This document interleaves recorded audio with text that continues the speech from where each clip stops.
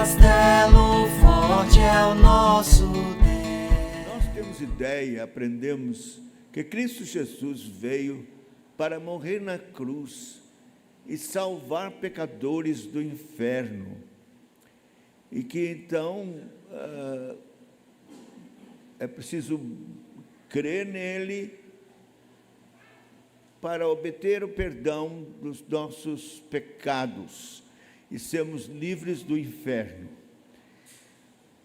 Essa é a nota máxima que nós guardamos no nosso coração com relação ao Evangelho. E parece que está tudo bem, tudo certo. Mas isto é menos que metade do que Deus propõe com o Evangelho. Não. O Evangelho brotou no coração da Trindade. E nós precisamos considerar o que a Bíblia ensina sobre isso. Um evangelho trinitariano, um evangelho da Trindade, que tem um propósito segundo a essência da divindade. E o que Deus triuno quis com o Evangelho. Nós não podemos ficar nessa, eu diria, pobreza de pensamento com relação ao Evangelho, porque estaremos aquém daquilo que Deus propõe com o Evangelho. Então, o que nós sabemos do Evangelho é mais ou menos assim. Vamos fazer uma historinha. Tem uma escola, o dono de uma escola, e os seus alunos, cometeram uma falha muito grave, e ele tem que suspender esses alunos todos, escrever no boletim um desagravo para os pais. Então, um aluno foi descoberto que ele não cometeu esse erro, essa falha, e vai e confessa que foi ele que errou e que ele está disposto a receber a culpa e a pena no lugar de todos os outros. E então ele é penalizado, todos os outros são livres dessa reprimenda, e não vai ser suspenso, ninguém vai ter nada escrito no boletim, os pais não ficarão aborrecidos, todos ficarão muito alegres e felizes por esse colega que se dispôs, mesmo não tendo cometido a falta, a assumir a culpa para livrar todos os demais. Soa familiar, não é? A historinha soa familiar ao que nós entendemos sobre o Evangelho. Mas isso não é, em hipótese alguma, como eu disse, nem metade da história. O Evangelho é trinitariano. E é isso que vai dar sabor ao Evangelho. E é isso que vai fazer com que o Evangelho tenha seu esplendor e glória, não só para Deus, que o concebeu, realizou, mas para os que Ele tem proposto e o que Ele tem proposto para esses que Ele quis salvar. Então vamos ver isso nas Escrituras. Vamos começar com Romanos, no capítulo 1.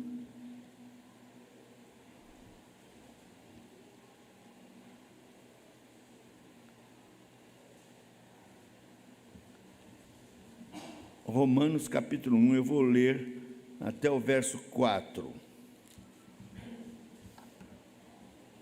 Romanos, Epístola de Paulo aos Romanos, capítulo 1, do verso 1 ao 4. Paulo, servo de Jesus Cristo, chamado para ser apóstolo, separado para o Evangelho de Deus, o qual foi por Deus outrora prometido por intermédio dos seus profetas das Sagradas Escrituras, com respeito a seu Filho, o qual, segundo a carne, veio da descendência de Davi, e foi designado Filho de Deus, com poder, segundo o Espírito de santidade, pela ressurreição dos mortos, a saber, Jesus Cristo, nosso Senhor. Que riqueza de texto! Aqui está o Evangelho trinitariano. Deus, Evangelho de Deus, Paulo não chama Evangelho de Jesus Cristo, ou Evangelho do Espírito Santo, ele chama o Evangelho de Deus, do Deus triuno. É o Evangelho de Deus. E veja que as pessoas da Trindade estão aqui. Deus Pai, o Evangelho de Deus, depois, com respeito a seu Filho, está aqui, que segundo a carne veio da descendência de Davi, foi designado Filho de Deus com poder, segundo o Espírito de santidade. Então, as três pessoas do Espírito Santo estão aqui. O Evangelho é chamado Evangelho de Deus, é um Evangelho trinitariano, que envolve as três pessoas da Trindade. Bom, nós temos que tomar muito cuidado com relação ao entendimento sobre a Trindade, que, obviamente, não podemos adquiri-lo pela lógica, é algo que o próprio Espírito Santo vai internalizar no nosso coração, esse conceito difícil de um Deus que subsiste em três pessoas. Não adianta a gente pensar, eu digo tomar cuidado, porque a gente às vezes quer fazer exemplos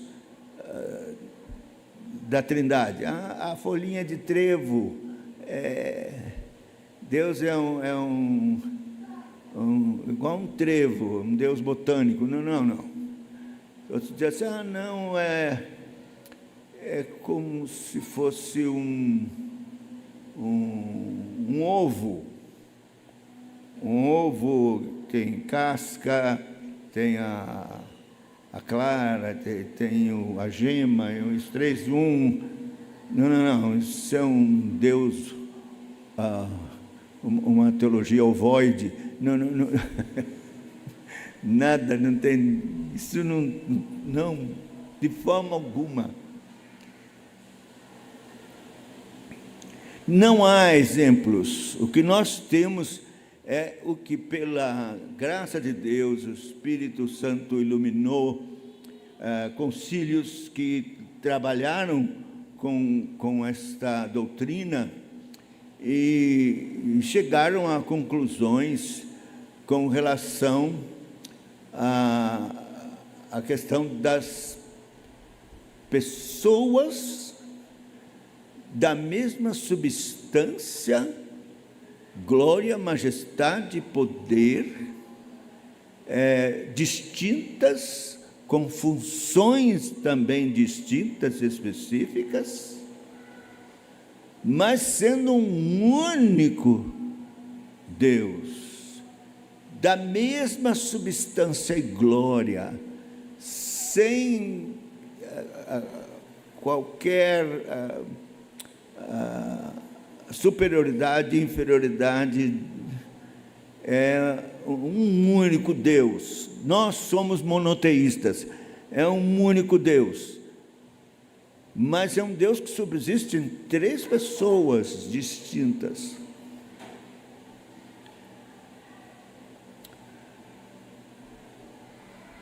E então nós percebemos pelo Evangelho que houve um momento em que Deus, nas 3 pessoas, decidiu criar todas as coisas, criar os homens à imagem e semelhança deles, no caso, o texto diz a nossa semelhança, né? Falando da pluralidade de Deus, um Deus único, mas que é plural, porque subsistem 3 pessoas, criar os homens à imagem e semelhança desse Deus triuno. E eles, reunidos, decidiram isso. E o Pai determinou, juntamente com o Filho, que participou com ele, porque era Deus criando. Se você abrir o Gênesis, você vai ver que o Pai, Deus, está criando, o Espírito paira sobre as águas, e lá em João, capítulo 1, diz que o Verbo estava com Deus, tudo foi criado por meio dele e para ele. Então, Cristo estava também, o Logos, na criação. Deus criou todas as coisas. E nos criou, homens e mulheres. Mas, claro, Deus sabia que os homens iriam pecar. Mas assim mesmo Deus criou, porque o propósito dele era um povo que seria o seu povo para a sua glória, e uma noiva para o seu filho. O Pai propõe exaltar o Filho com esse casamento, com este povo que ele escolheu e registrou num livro. À noite eu vou ser mais específico sobre isso, se Deus permitir.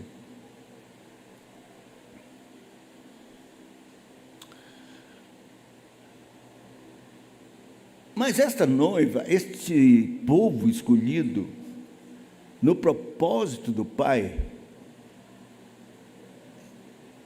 seria muito mais do que um povo perdoado, que iriam pecar, toda a humanidade em Adão ia pecar, e os escolhidos também pecaram. Então,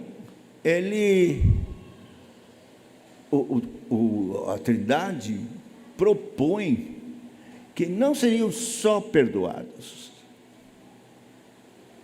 mas seriam feitos novamente, recriados em Cristo Jesus.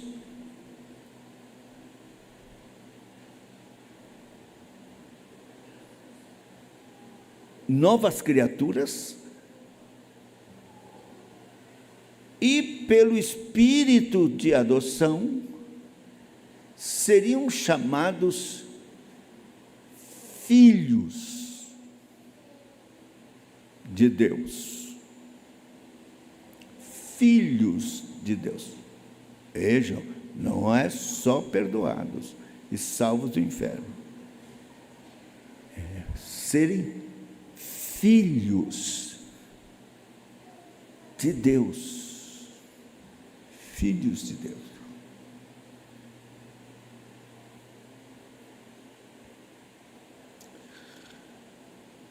Então, a manifestação do Senhor Jesus Cristo,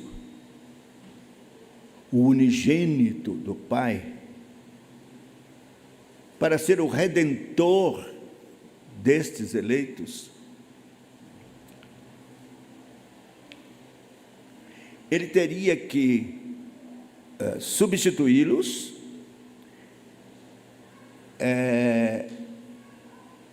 adquirir uma justiça que o Pai, na sua santidade, ou Deus, o Deus triuno, na sua santidade, exige.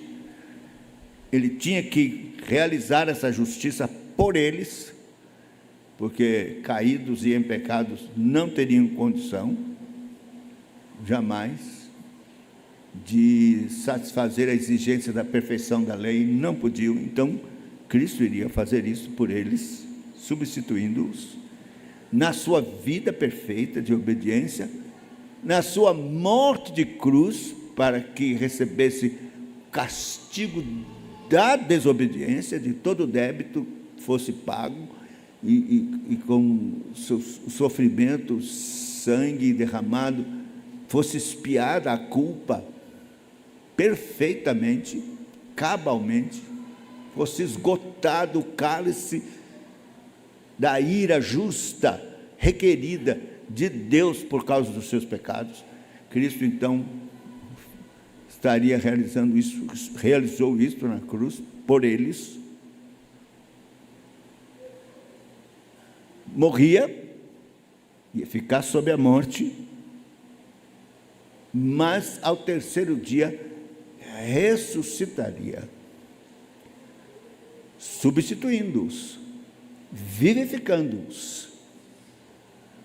Com o poder da ressurreição, então, o Senhor Jesus iria adquirir um título que ele não tinha,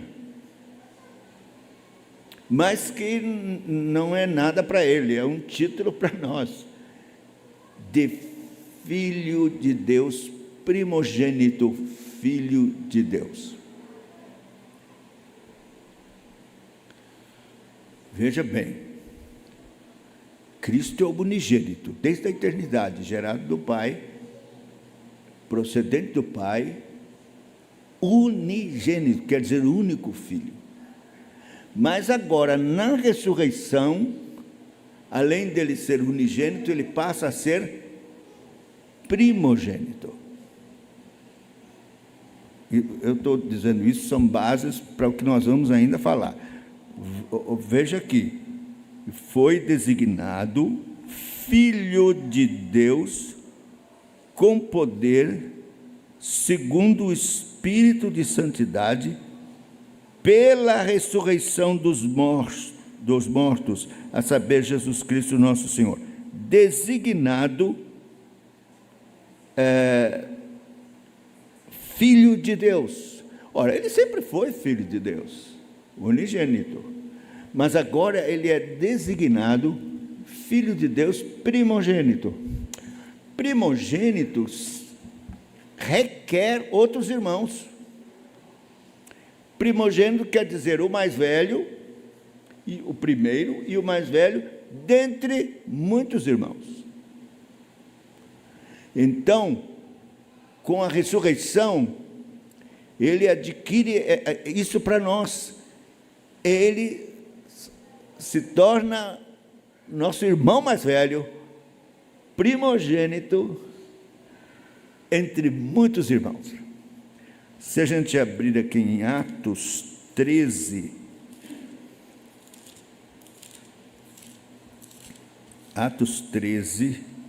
nós lemos assim: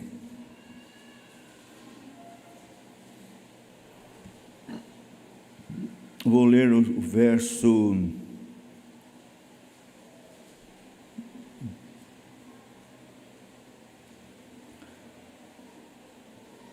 29 em diante.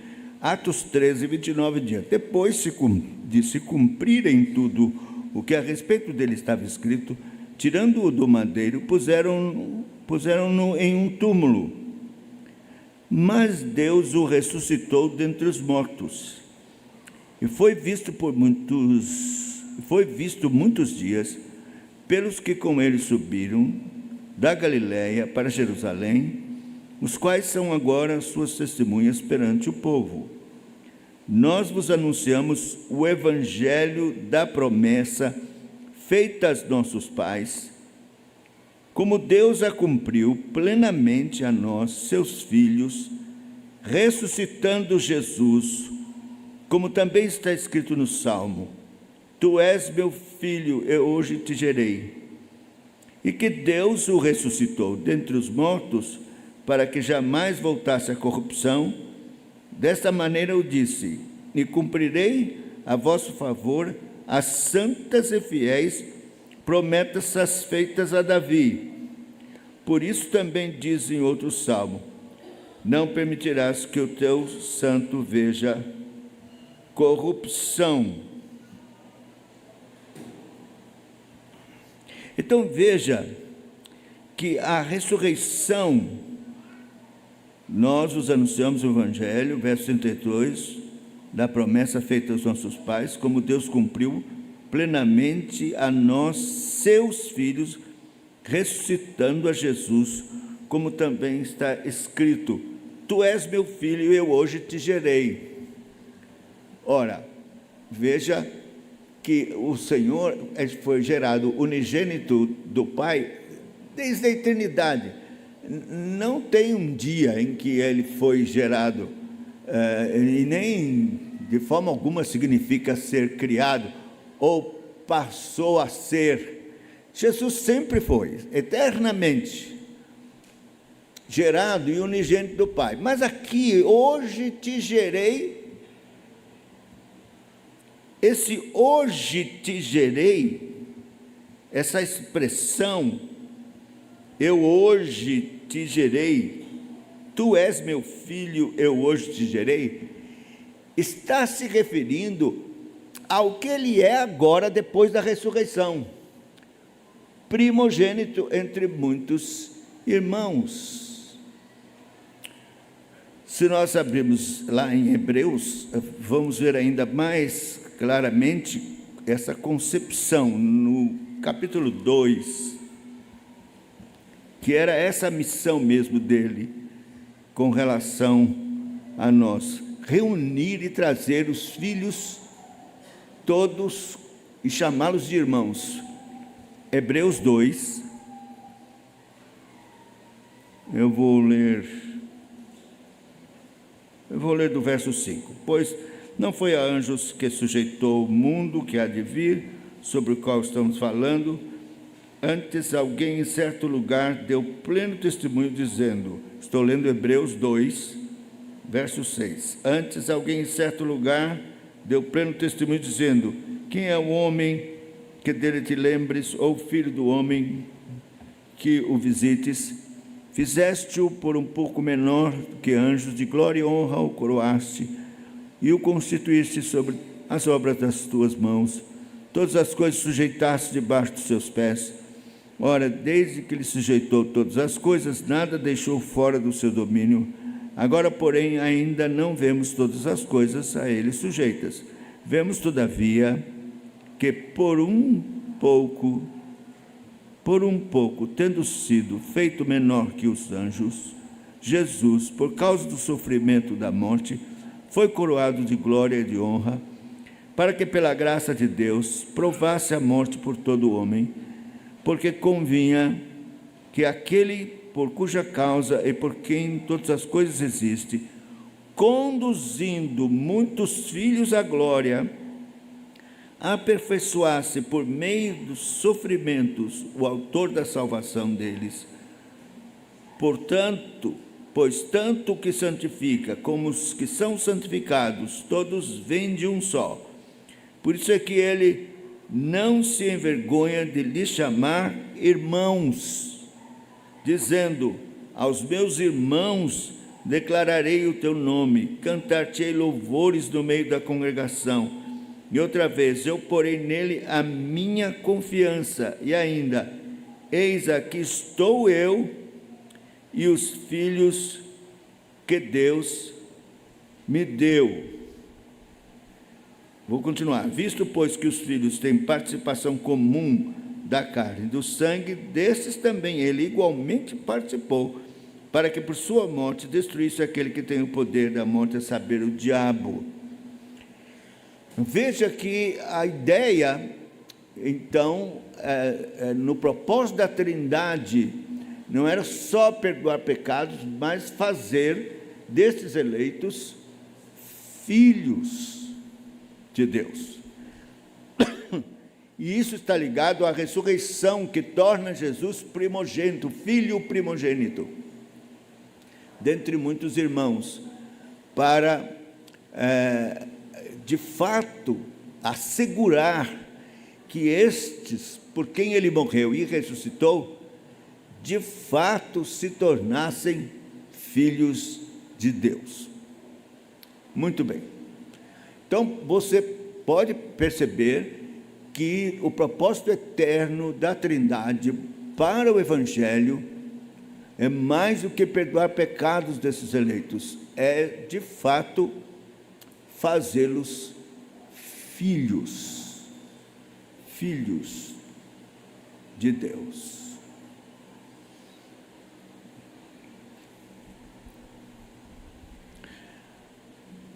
Nós já sabemos que isto é reservado unicamente para aqueles que creem no Senhor Jesus. Você sabe de cor o texto lá de João, Evangelho de João, né? No capítulo 1, versículo 12, diz assim: mas a todos quantos o receberam, deu-lhes o poder de serem feitos filhos de Deus, a saber, os que creem no seu nome, os quais não nasceram do sangue, nem da vontade da carne, nem da vontade do homem, mas de Deus. E o Verbo se fez carne, habitou entre eles, cheio de graça e de verdade, vimos a sua glória como a glória do unigênito do Pai. Então ele está falando aqui, deu-lhes o poder de serem feitos filhos de Deus.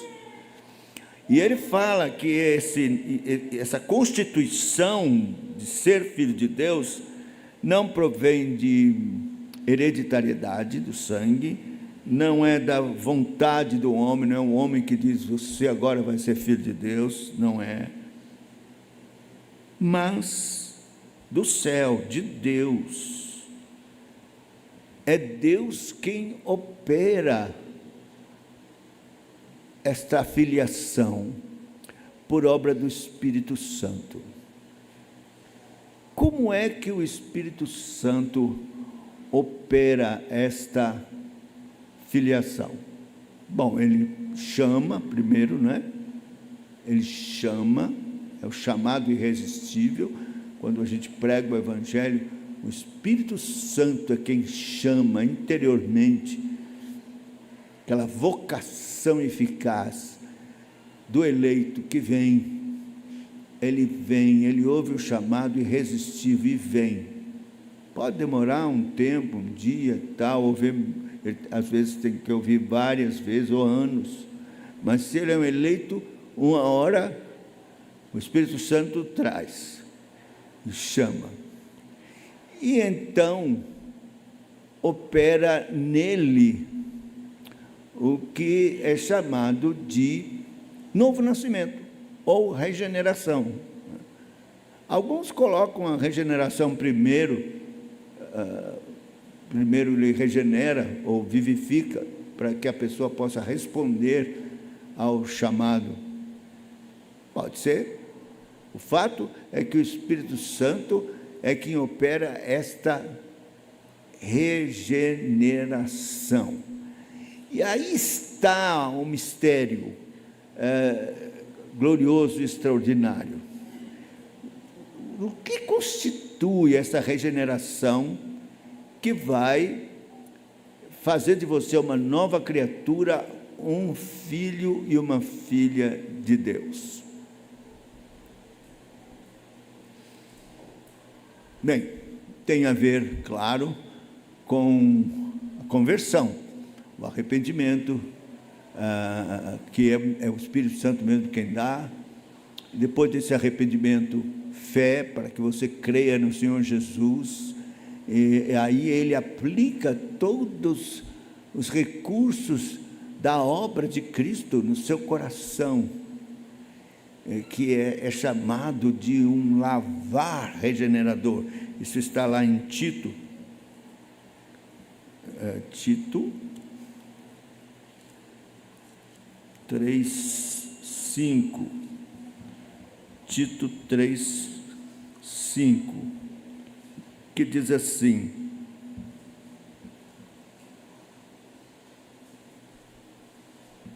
não por obras de justiça praticadas por nós, mas segundo sua misericórdia, Ele nos salvou mediante o lavar regenerador e renovador do Espírito Santo.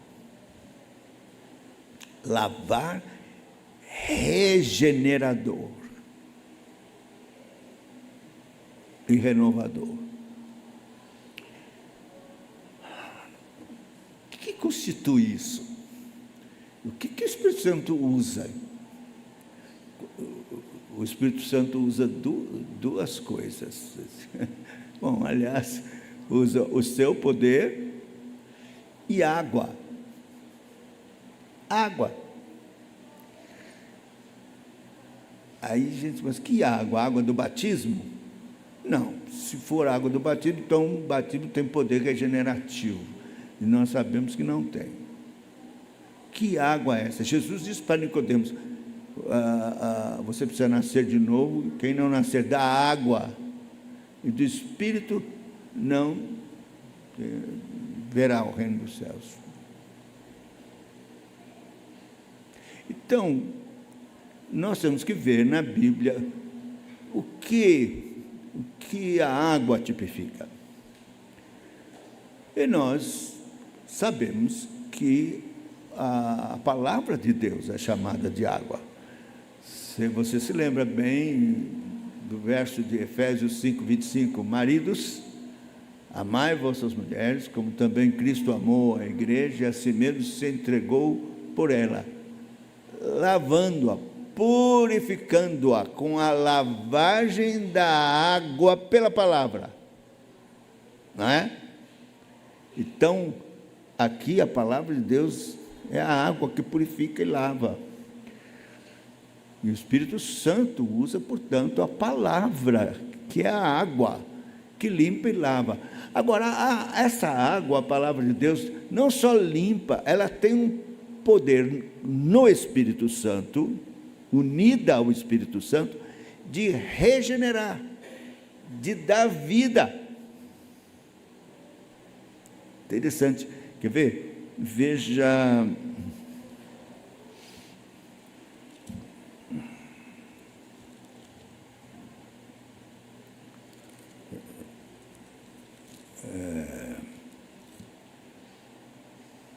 Um pouquinho que a mente aqui às vezes. Vamos ver essa sequência aqui. Tiago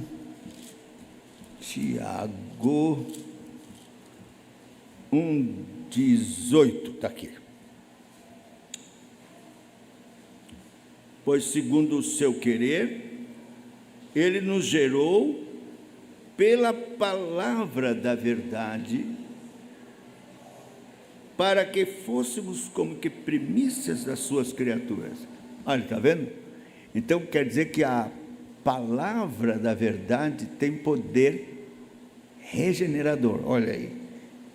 Segundo o seu querer, Ele nos gerou pela palavra da verdade.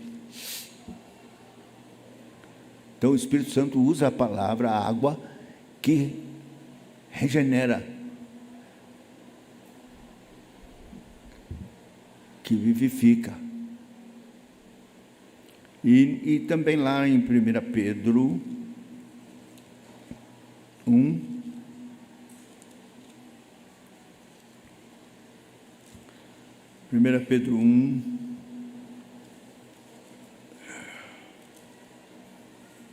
versículo 22. Tendo purificado a vossa alma pela vossa obediência à verdade, tendo em vista o amor fraternal não fingido, amai-vos de coração uns aos outros ardentemente. Agora, presta atenção. Pois fostes regenerados, não de semente corruptível, mas de incorruptível, mediante a palavra de Deus, a qual vive e é permanente. Pois toda a carne é como a erva, toda a sua glória como a flor da erva, seca-se a erva, cai a sua flor. A palavra do Senhor, porém, permanece eternamente. Essa é a palavra que vos foi evangelizada. Então, fostes regenerados, não de semente corruptível, mas de incorruptível. Que semente é essa? A palavra de Deus, a qual vive e é permanente. Então, o Espírito Santo usa a palavra de Deus para operar esta regeneração. Por isso, meus irmãos, é essencial a palavra de Deus, é essencial o estudo das Escrituras, é essencial o Evangelho. Ele tem que ser pregado, recheado pela palavra de Deus, porque é ela quem opera. Jesus diz assim: as minhas palavras são espírito e vida.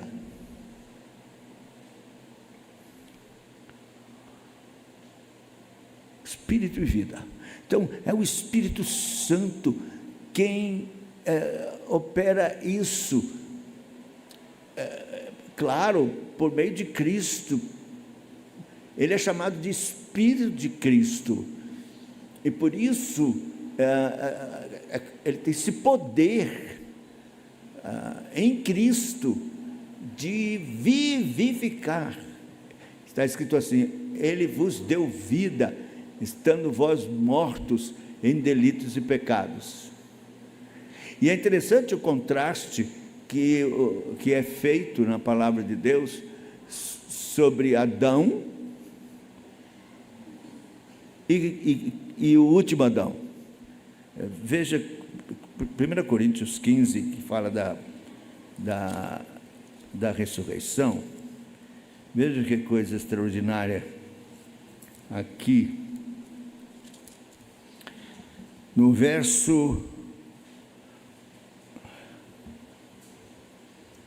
45, 1 Coríntios 15, 45. Eu espero que você procure aí, veja, seja bereano, mas vê logo se é isso mesmo.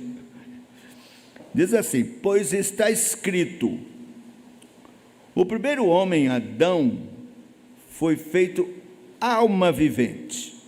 É claro, nele todos nós fomos feitos alma vivente. Todos os homens foram feitos alma vivente. Passaram a viver desde Adão. Respirar, viver. O último Adão, porém, é espírito vivificante. É diferente.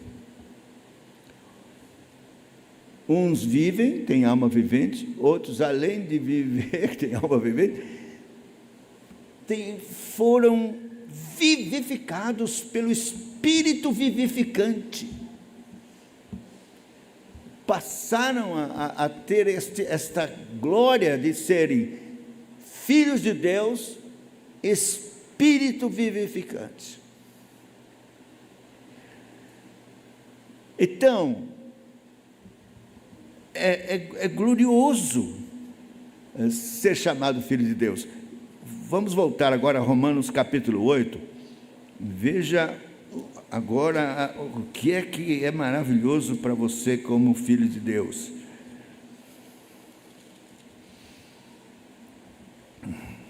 Olha, o capítulo 8, eu vou ler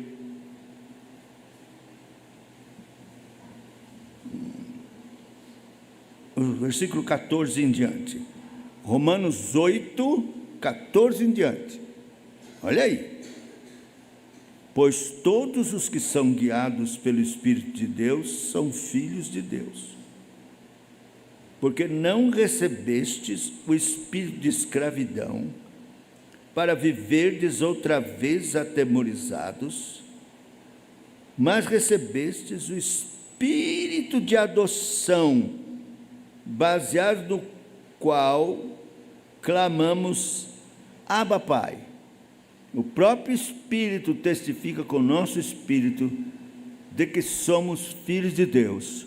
Ora, se somos filhos, somos também herdeiros, herdeiros de Deus, co-herdeiros com Cristo. Se com Ele sofremos, também com Ele seremos glorificados. Primeira coisa que eu quero chamar a atenção está no verso 14. Pois todos que são guiados pelo Espírito de Deus são filhos de Deus. Eu quero chamar a atenção para o gênero masculino aqui. São filhos de Deus. Parece que Paulo era misógino, né? Deixou de fora as mulheres. Porque ele não diz são filhos e filhas de Deus. Ele diz são filhos de Deus. Não tem nada de misoginia. Isso aqui tem a ver com Cristo.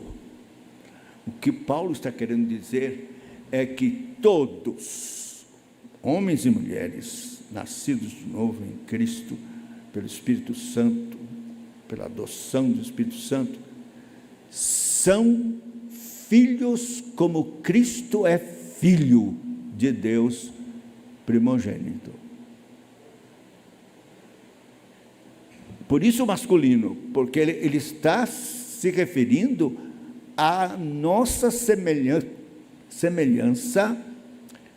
de condição de filhos ao Filho de Deus, que é Cristo.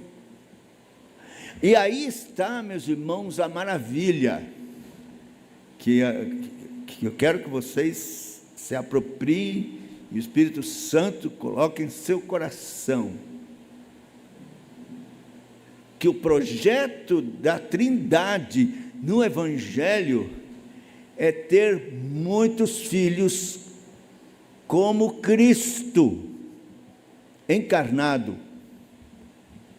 ressuscitado, Filho de Deus. Foi declarado Filho de Deus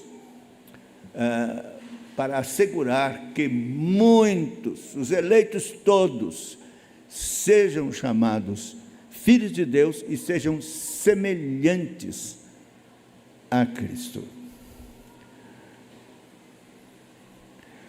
E isto, claro, tem a ver com duas coisas que nós temos que tratar aqui. Deixa eu terminar a adoção, e aí nós vamos tratar dos sermos revestidos de Cristo, que é a outra parte do que se constitui ser filho de Deus. Preste atenção que ele diz assim: porque não recebeste o espírito de escravidão para viveres outra vez atemorizados, mas recebeste o espírito de adoção, baseado no qual clamamos, Abba, Pai. Guarda essa expressão, Abba, Pai. Nós vamos vê-la outra vez aqui agora em Gálatas. Gálatas, no capítulo 4.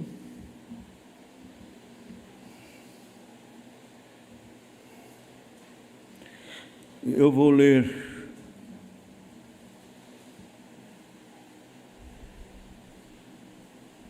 desde o verso 1, presta atenção, acompanha aí, isso é importantíssimo. Ontem, eu não sei qual foi um pastor que orou aqui, eu não sei se você prestar atenção, que ele disse o privilégio de clamar, Abba, Pai. O pastor está dando spoiler já do que eu vou falar amanhã. Na oração, ele disse, nós clamamos, Abba, Pai. Que privilégio. Mas veja, digo-vos, pois, que durante o tempo em que o herdeiro é menor, em nada difere do escravo, posto que é Senhor de tudo, mas está sob tutores, curadores, até o tempo predeterminado pelo Pai. Assim também nós, quando éramos menores, estávamos servilmente sujeitos aos rudimentos do mundo. Vindo, porém, à plenitude do tempo, Deus enviou seu Filho, nascido de mulher, nascido sob a lei, para resgatar os que estavam sob a lei, a fim de que recebêssemos a adoção de filhos. E porque vós sois filhos, enviou Deus ao nosso coração o Espírito de seu Filho, que clama, Abba, Pai, de sorte que já não és escravo, porém filho, e sendo filho, também herdeiro por Deus. De novo, Abba, Pai. Nós agora temos o privilégio de clamarmos Abba, Pai. Olha que coisa interessante. Por que Paulo escreveu toda essa carta em grego? Toda. Mas aqui ele não traduziu Abba. Pai traduziu pater em grego, mas Abba ele deixou do aramaico. Ele não traduziu a carta inteira em grego, mas essa palavrinha Abba, não. Porque esta é uma expressão restrita ao relacionamento íntimo de Cristo com seu Pai. Na hora mais extrema da sua vida, Jesus orou muitas vezes, né? Não nos foi registrado como era a sua oração, mas essa foi registrada. Se você abrir Marcos,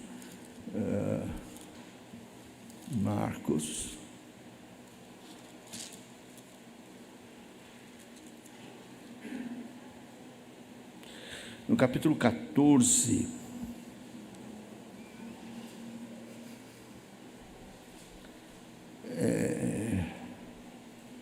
deixa-me ver o versículo aqui.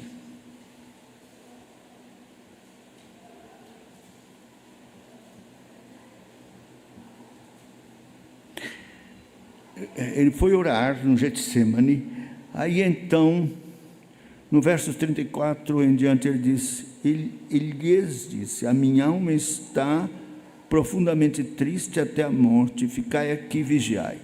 E adiantando-se um pouco, prostrou-se em terra e orava para que, se possível, lhe fosse poupada aquela hora. E dizia, Abba, Pai, tudo te é possível. Passa de mim este cálice, contudo não seja o que eu quero, sim o que tu queres. Percebeu? Abba.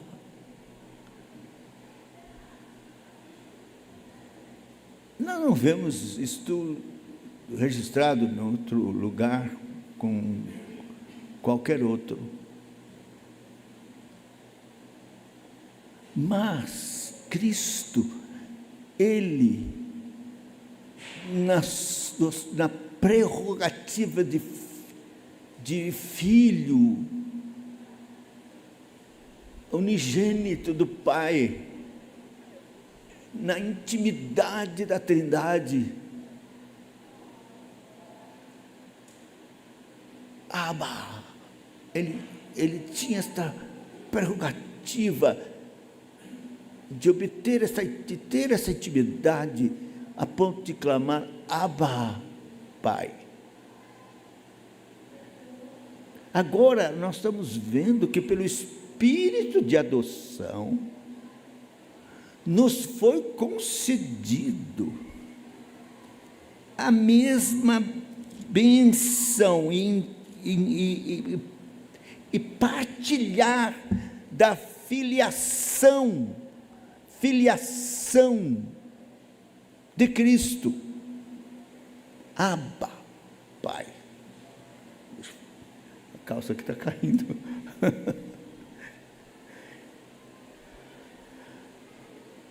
Esse colete aqui que atrapalha, mas tudo bem. Partilhar da filiação de Cristo, da mesma intimidade, dos mesmos privilégios. Filhos de Deus podendo clamar como Cristo: Abba, Pai.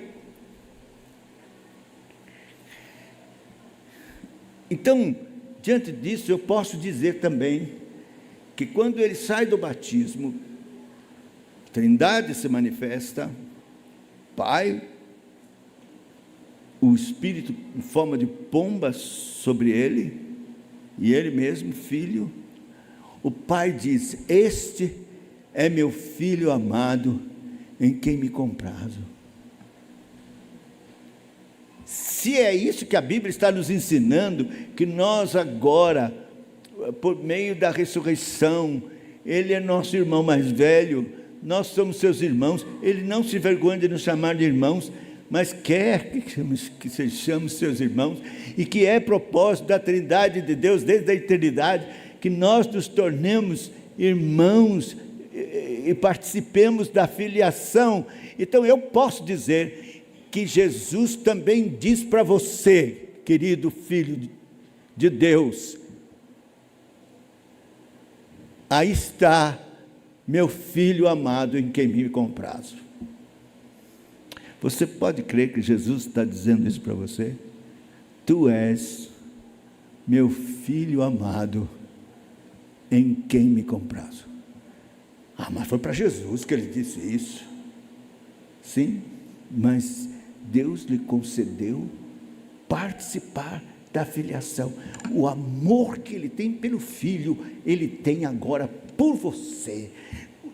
O que ele se compraz do filho, ele se compraz com você. Aí talvez você diga: mas pastor, é difícil crer nisso, porque ele olha para o filho, só santidade, só pureza, justiça, e eu, pecador.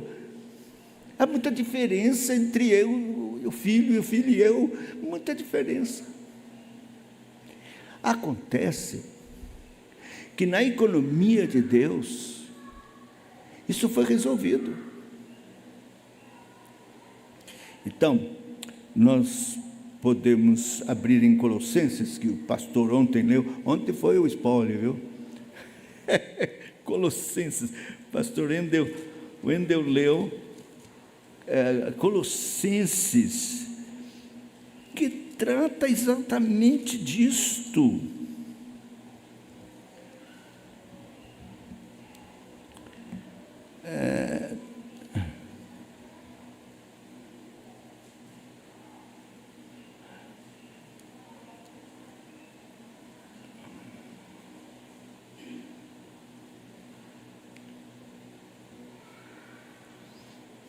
Dá vontade de ler a carta toda de Colossenses, porque é impressionante o que ele diz aqui, que Deus propõe em seu Filho para nós, né? Reconciliação,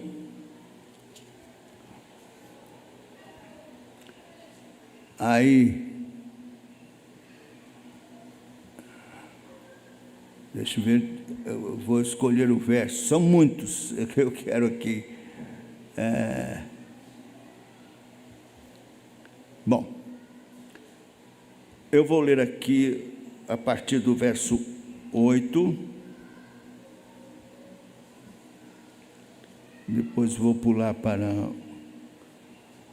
o verso 20. Vamos começar com o verso 8. Colossenses capítulo 2, verso 8. Cuidado que ninguém vos venha enredar com filosofia, vãs sutilezas, conforme a tradição dos homens, conforme o rudimento do mundo, e não segundo Cristo, porquanto nele habita corporalmente toda a plenitude da divindade. Também nele estáis aperfeiçoados, ele é a cabeça de todo o principado e potestade. Nele também fostes circuncidados. Lembra que circuncidar é tirar o prepúcio, isso significa tirar o corpo da morte, do pecado. A circuncisão tem este significado. Então, nós que fomos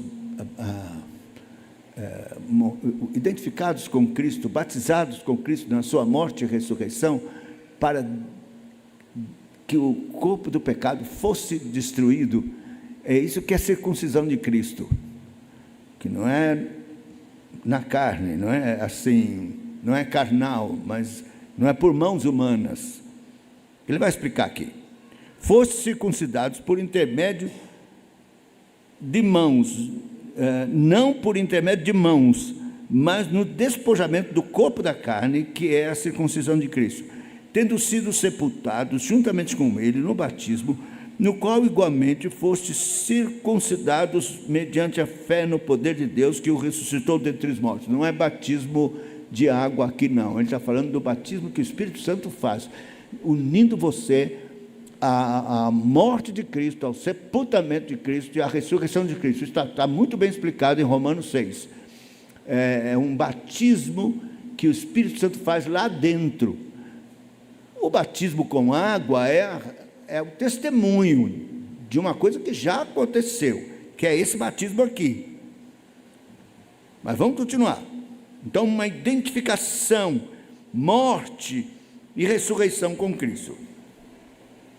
E vós outros, que estáveis mortos pelas vossas transgressões, pela incircuncisão da vossa carne, vos deu vida, juntamente com ele, perdoando os vossos delitos, tendo cancelado o escrito de dívida que era contra nós, que constava de ordenanças, o qual nos era prejudicial, removendo inteiramente e cravando na cruz, despojando os principados e as potestades, publicamente os expôs ao desprezo, triunfando deles na cruz. Bom, aqui, perdão de pecados, é verdade. Mas continua no verso 20: se morrestes com Cristo para os rudimentos do mundo, por que, como se vivesses no mundo, vos sujeitais a ordenanças? Não manuseis isto, não proves aquilo, não toques aquilo outro, segundo os preceitos e doutrinas dos homens, pois que todas estas coisas com uso se destrói. Tais coisas, com efeito, têm aparência de sabedoria, como culto de si mesmo, falsa humildade, rigor ascético, todavia não tem valor contra a sensualidade. Portanto, se fostes ressuscitados juntamente com Cristo, buscai as coisas lá do alto, onde Cristo vive, assentado à direita de Deus. Pensai nas coisas lá do alto e não das que são daqui da terra, porque morreste, a vossa vida está juntamente oculta com Cristo. Presta atenção, você se uniu a Cristo, está escondido em Cristo. Quando Cristo, que é a nossa vida, se manifestar, vós também sereis manifestados com Ele em glória. Fazei, pois, morrer a vossa natureza terrena, prostituição, impureza, paixão lasciva, desejo maligno, avareza, que é a idolatria, pois por estas coisas que vem a ira de Deus sobre os filhos de desobediência. Ora, nestas coisas andastes, vós antes, no outro tempo, quando vivias nela. Agora, porém, despojai-vos igualmente de tudo isto: ira, indignação, maldade, maledicência, linguagem obscena do vosso falar. Não mentais uns aos outros, uma vez que vos despistes do velho homem com seus feitos. Mas veja, não é só despir. E vos revestistes do novo homem, que se refaz para o pleno conhecimento, segundo a imagem daquele que o criou. Quer dizer, cada dia mais parecendo com Jesus, cada vez mais a imagem que fomos criados, a imagem e semelhança de Deus, aperfeiçoada,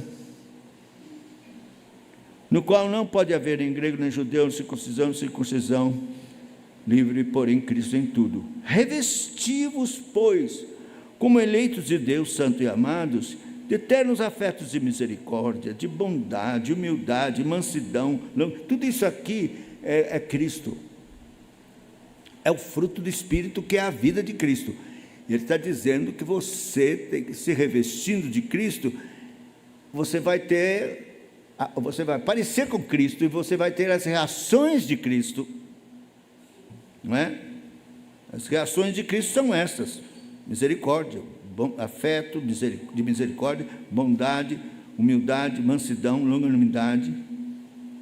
Suportai-vos uns aos outros, perdoai mutuamente, caso alguém tenha motivo de queixa contra outro, assim como o Senhor vos perdoou, assim também perdoais vós.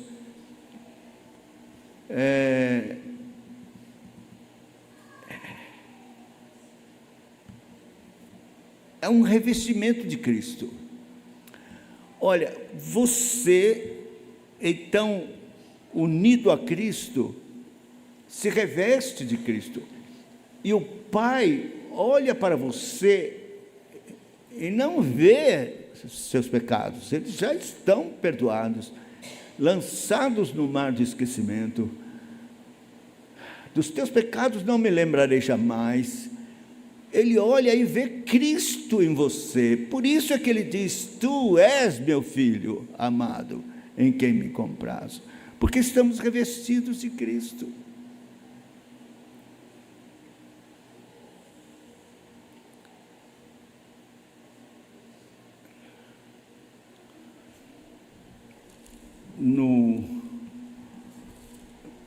Segunda carta aos Coríntios, já estou indo para o final. Segunda carta aos Coríntios, no capítulo 4, ele fala da necessidade desta morte com Cristo, né? O verso 10 diz assim, eu estou lendo 2 Coríntios, capítulo 4, versículo 10, levando sempre no corpo o morrer de Jesus, para que também a sua vida se manifeste em nosso corpo. Pare para pensar nisso aqui. A vida de Jesus se manifestando no seu corpo. É muita coisa. Você andando, trabalhando, e a vida de Jesus se manifestando no seu corpo, suas palavras, seus atos, seu olhar, seu sorriso, e as pessoas veem Cristo. A vida de Cristo manifestando no seu corpo.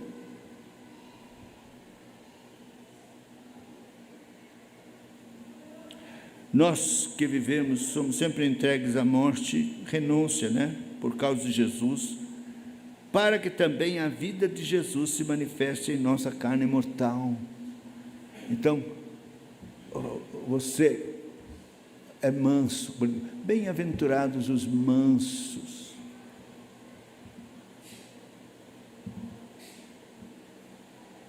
O que é o manso? Manso é alguém que morreu, perdeu o direito, que não vai lutar por seus direitos, nem brigar, nem nada, ele morreu. Ele é manso. Então, como Cristo, ele morreu como Cristo, perdeu os seus direitos, perdeu sua vida, perdeu seus ideais carnais, perdeu. Agora, ele só tem um ideal: glorificar a Cristo. Em capítulo 5, versículo 14 e 15, ainda nessa mesma carta, segunda carta, eu estava no capítulo 4, agora capítulo 5, veja versículos 14 e 15. Pois o amor de Cristo nos constrange, julgando-nos isto: um morreu por todos, logo todos morreram.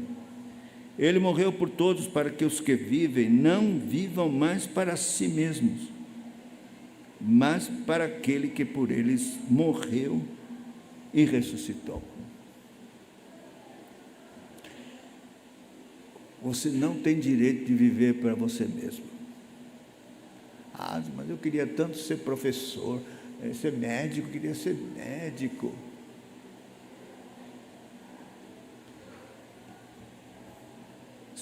Se é isso que Deus tem para você, você vai ser médico para Jesus Cristo, para nenhuma outra coisa. Ah, mas é para curar as pessoas. Sim, para curar, para a glória de Cristo. Só curar não serve. Oh, mas eu curei, vai morrer de novo, seu bobo. Mas cure para a glória de Jesus. Cure dando uma palavra, diz: olha, isso não sou eu não, eu sou um instrumento, é Cristo que está lhe curando, creia nele. Aí você está vivendo não para você, mas para aquele que por você morreu e ressuscitou. Professor, mesma coisa. Não, aqui a matéria não tem nada com religião. Vai plantar batata, você não é filho de Deus. Professor, sim, a matemática é de Deus. Deus criou a matemática. A matemática glorifica a Deus e a Cristo. E você tem que glorificar a Cristo lá. Ah, mas aí eu vou ser botado para fora. Vá botado para fora. Os outros morreram por causa de Cristo. Você não perde nada. Um filho de Deus que morreu para si mesmo, ressuscitou com Cristo e para Cristo. E então você, filho de Deus, você foi vivificado, você é nova criatura. As coisas velhas já passaram, isso que tudo se fez novo. Cristo está em você. Então, Ele lhe deu a graça pelo Espírito Santo de ser adotado como filho de Deus e compartilhar da filiação de Cristo e clamar a Abba Pai. E não só isso, herdar tudo que Cristo vai herdar. Você se tornou co-herdeiro com Cristo. O que é que Cristo vai herdar? Meu Deus, o mundo todo. E você com Ele, herdeiro com Cristo. E tem mais uma coisa, o último versículo, vou ler aqui. Que nós não sabemos o que está reservado para nós.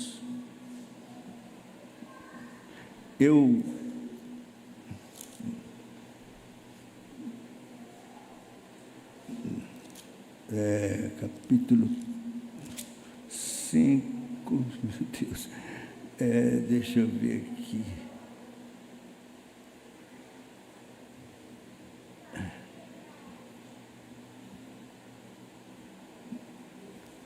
Cadê? Cabeça de velhos, os jovens vão me ajudar aí. É 1ª, 2ª, 3ª João. Que diz assim: vocês são filhos de Deus, mas ainda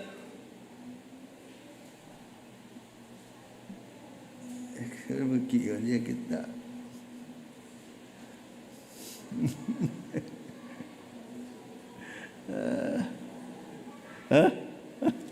Peraí. Quero terminar com esse versículo, porque é um mistério. 1ª João, não é. Tá certo. 1ª João 3, está aqui. Diz assim: vede que grande amor nos tem concedido o Pai, a ponto de sermos chamados filhos de Deus. E de fato somos filhos de Deus.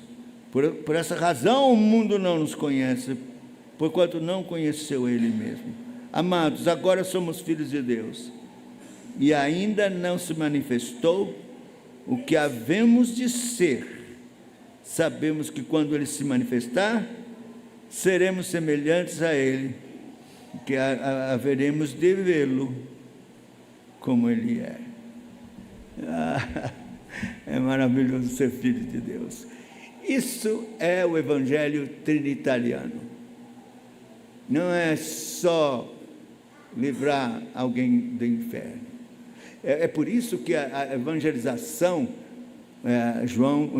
Jesus diz lá para a mulher samaritana, que Deus procura adoradores que o adorem em espírito e em verdade. Não é só perdoar pecados e salvar do inferno, são os eleitos que Ele escolheu, filhos adoradores que o irão adorar por toda a eternidade. Então o Evangelho é muito mais do que perdoar os nossos pecados. Amém?